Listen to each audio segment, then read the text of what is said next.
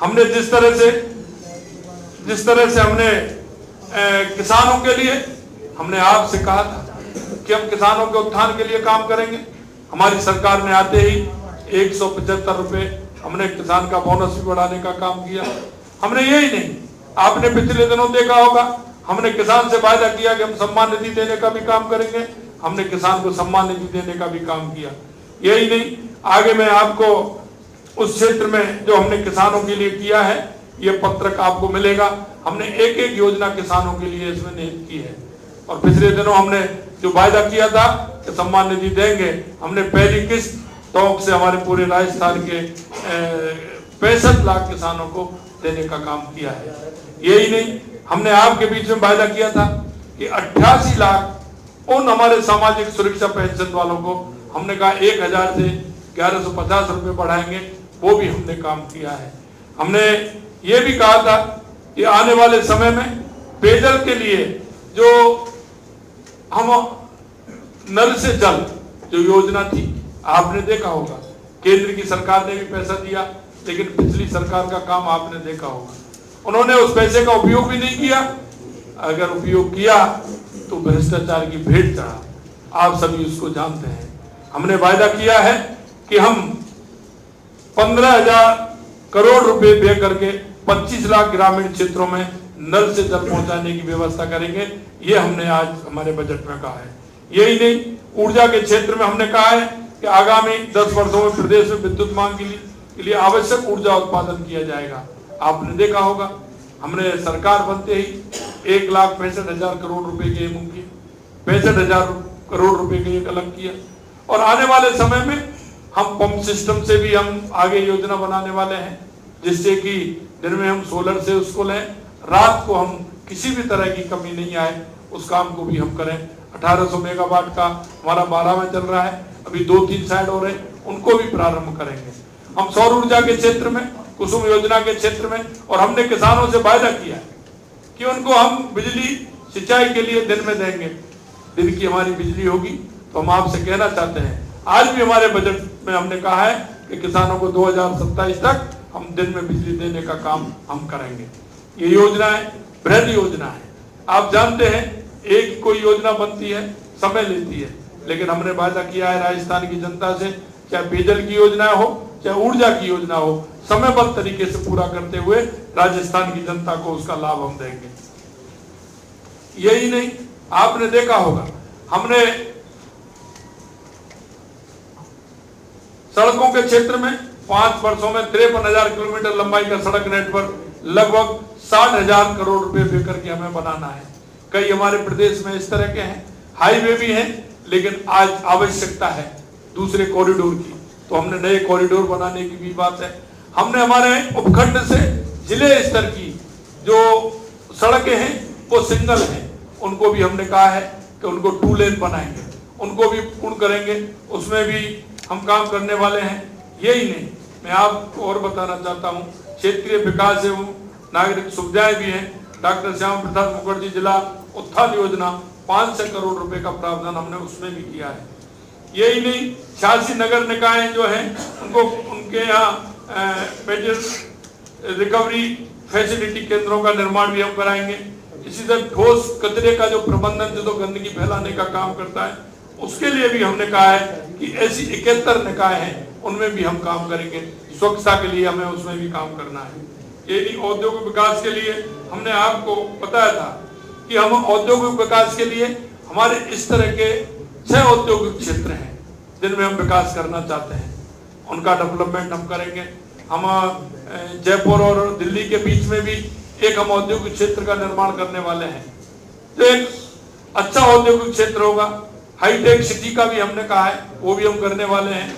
हमारे बाड़मेर रिफाइनरी है, उसके भी 145 प्रोडक्ट निकलने वाले हैं, वहाँ भी हम एक औद्योगिक क्षेत्र स्थापित कर रहे हैं। इस तरह का हम आपने देखा होगा, मिनरल हमारे यहाँ है, लेकिन उस मिनरल का उपयोग दूसरे स्थान पर होता है, उस मिनरल का उपयोग हमारे राजस्थान के अंदर हो, उसके लिए भी हमने बांसवाड़ा, राजसमंद, चित्तौड़ और हमारे इस तरह के क्षेत्र हैं, उसमें भी उसको हम औद्योगिक क्षेत्र बनाते हुए हम उनका भी उपयोग करेंगे। यही नहीं, आपने देखा होगा भीड़वाला भीलवाड़ा में टेक्सटाइल पार्क के लिए हमने काम किया है और बीकानेर में भी हम काम कर रहे हैं। और इसी तरह से पर्यटन के क्षेत्र में जो राजस्थान पर्यटन के क्षेत्र में बहुत अपार संभावना है, ये आप भी जानते हैं। तो उस क्षेत्र में भी हम काम कर रहे हैं। आपने देखा होगा धार्मिक पर्यटन सर्किटों को जोड़ना, आपने बजट में देखा होगा। हमारे पुराने इस तरह के पर्यटक है उनको जोड़ना, हमारे अभ्यारण्य है उनको जोड़ना, वहाँ सुविधा देना और उनको हवाई कनेक्टिविटी से जोड़ना। और यही नहीं, हमने उस जिले में जो आपने देखा होगा जहाँ आवश्यकता है वहाँ हेलीपोर्ट बनाने के भी हमने बात हमारे बजट में रखी है कि वहाँ हेलीपोर्ट भी बनाने का हम काम करेंगे।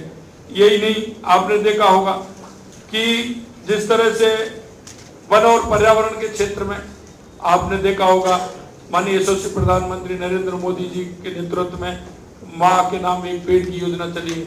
हमने 7 करोड़ इस साल 7 करोड़ वृक्ष लगाने का हमारी सरकार ने अभियान लिया है और हमने विभिन्न क्षेत्रों में लिया है, सामाजिक संस्थानों में लिया है, गांव चारागाह, हमारे इस तरह के सिवाई चक, रास्ते, रोड, जहां भी कहीं आवश्यकता होगी वहां हमारी सरकार निश्चित रूप से आपने देखा होगा अभियान के तहत काम करते हुए वन और पर्यावरण के क्षेत्र में काम करेगी।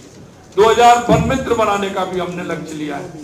नरेगा के माध्यम से हर पंचायत में 5 लोग हमारी एक कमेटी बनेगी, वो भी काम करेगी। उसके साथ साथ हमारे रिटायर्ड जो ऐसे हैं, हमारे वैद्य हैं, अध्यापक हैं, डॉक्टर हैं, हमारे सैनिक हैं, उनको वन मित्र बनाते हुए उसमें किस तरह से हम पर्यावरण के क्षेत्र में काम कर सकते हैं उसको भी हम करने वाले हैं। बाघ परियोजना के क्षेत्र में भी आपने देखा है, उसमें भी हमारी सरकार काम करने वाली है। युवा विकास एवं कल्याण के लिए 5 वर्षों में 4 लाख भर्तियां, जैसा कि मैंने आपको बताया। युवा नीति भी हम लेकर के आने वाले हैं और स्पोर्ट के क्षेत्र में मैंने आपको बता दिया जिस तरह से हम आगे करने वाले हैं। हमने 20 संस्कृत महाविद्यालय हेतु भवन निर्माण के लिए भी हमारी, क्योंकि हमारी जो संस्कृत है ये हमारी पुरानी विधा है, ये हमारी संस्कृति की भाग है, ये हमारे संस्कृति की भाग है, हमारी पुरानी सबसे संस्कृत भाषा है हमारी, उसको हम प्रोत्साहन करने के लिए हम ये काम भी करने वाले हैं। चिकित्सा के क्षेत्र में आपने देखा होगा, हमने कहा हर व्यक्ति का एक अपना कोड हो, कोड के हिसाब से हम उसको किस तरह से कंप्यूटराइज करते हुए हम उसको कर सकते हैं। क्योंकि आप देखते हैं आए दिन कोई अगर जाता है हॉस्पिटल के अंदर, 10 दिन पहले रिपोर्ट होती है, रिपोर्ट कराने की आवश्यकता नहीं होती है, लेकिन फिर भी उसको जांच करानी पड़ती है।